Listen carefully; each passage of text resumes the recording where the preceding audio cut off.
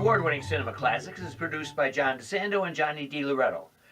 Listen to the shows and read reviews online at WCBE.org. I'm John DeSando. And I'm Johnny DiLoretto. This is Cinema Classics. Yeah. Well, you know, as we are at Oscar time, I think Phantom Thread has the possibility for a couple of things. Oh, yeah. Tell me which ones. It could be an Oscar for Daniel Day-Lewis, and it could be a director win for somebody who hasn't yet received it, I believe, Paul Thomas Anderson. I don't think this is going to be the one.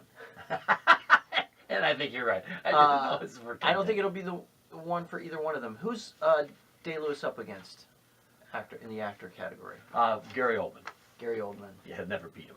No? No. Yeah, I say this. He probably will, but I think Oldman's got it locked. Right. It's a bigger canvas for Oldman. Yeah. Well, he plays Winston Churchill, yeah, right? Yeah. Under a fat suit. Yeah. And prosthetic makeup, Yeah. right?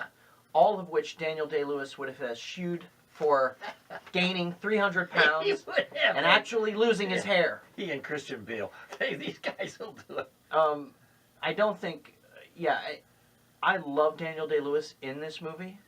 I love this. I think this is one of Paul Thomas Anderson's finest films. Yes.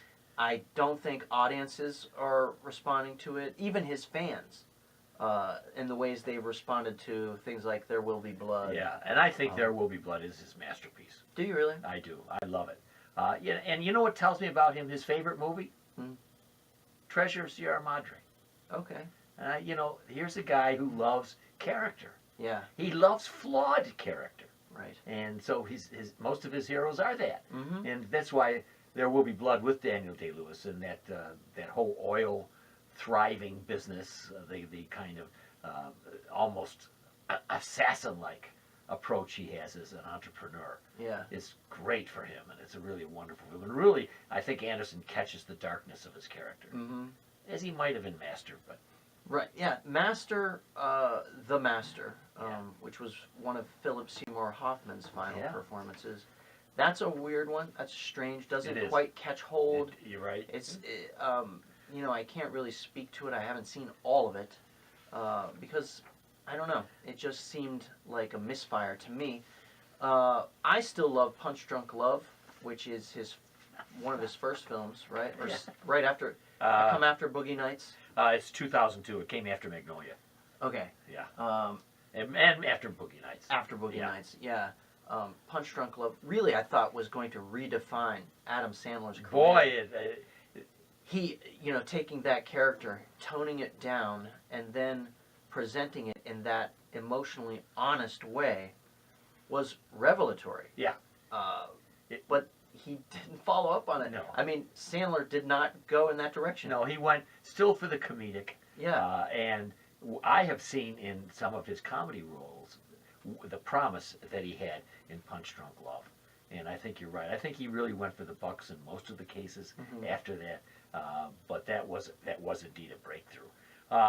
And Inherent Vice, now there's a period piece. Yeah, I really enjoyed that movie because it was a throwback to me of those like the detective movies of the 70s. The noir. Most specifically, Robert Altman's remake of The Long Goodbye with Elliot Gould.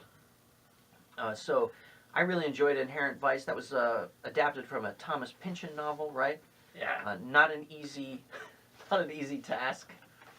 And you know, Paul Thomas Anderson claims to admire Quentin Tarantino, and he's very good friends with Tarantino. Okay. Do you see anything? I see, yeah, there is a little bit, I think, when you look at something like Boogie Nights and some other stuff, there's definitely a Scorsese influence.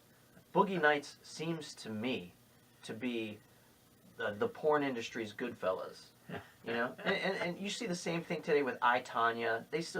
Films continue to rip off Goodfellas over and over again and just lay that template over a different, you know, profession or situation.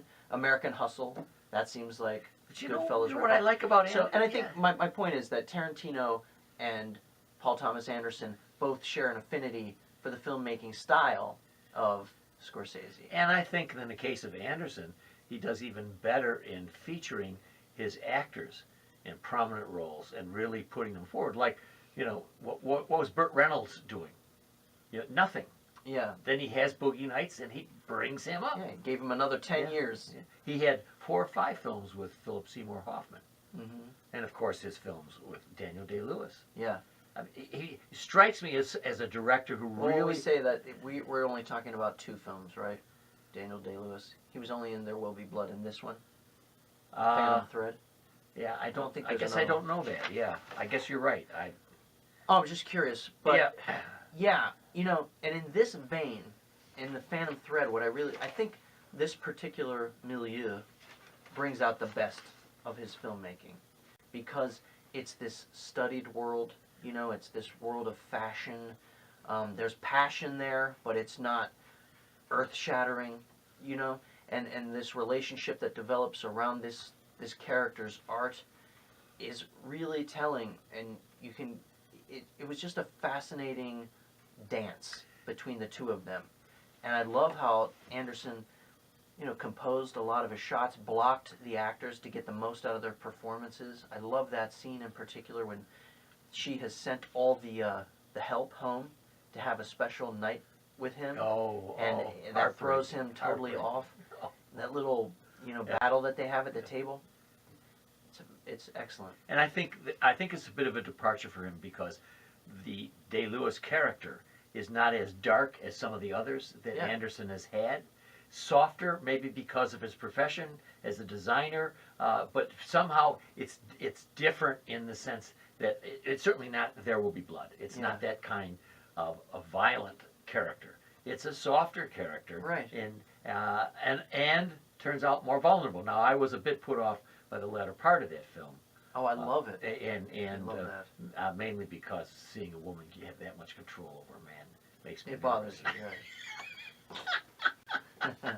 But anyway, yeah, to say it's different, and because he has other competition now. But he, how old would you guess Paul Thomas Anderson is? I would guess that he's probably approaching 50, if not. Yeah. So he's mid-career. He's still got a lot to come. Yeah. And my gosh, the films that we've talked about are quality films. Yeah. I would like to see him try his hand at something. Excuse me. I would like to see him try his hand at something a little less auteur, a little more genre, just to see. It's so exciting when, as a fan of great Hollywood films, and you are too, when something comes along that reinvents the way we think of something like an action film or a broad farcical comedy. I would like to see him inject his intelligence and his cinematic flair into something a little less, artistic. You're right, arty. I was going to say a little less arty. Yeah. But after all, we got to say once again, I'm talking about his actors, what he did for Tom Cruise, right? Yeah, in Magnolia. Right. That came after Jerry Maguire, though, and Tom Cruise. Don't get me started. Is a fantastically underrated actor when he's playing human beings, and not these crazy action. Yeah, right. guys. All right, Paul Thomas Anderson. How about that? How about he directs the next Tom Cruise movie? That would be something, right? I love it. Me too.